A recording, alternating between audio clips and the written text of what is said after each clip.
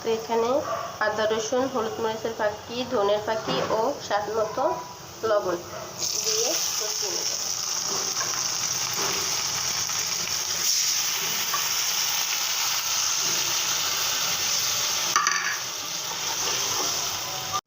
মাছটা দিয়ে কষিয়ে নেব ভালো করে। মাছটা কষানো হলে উঠিয়ে ফেলাবো।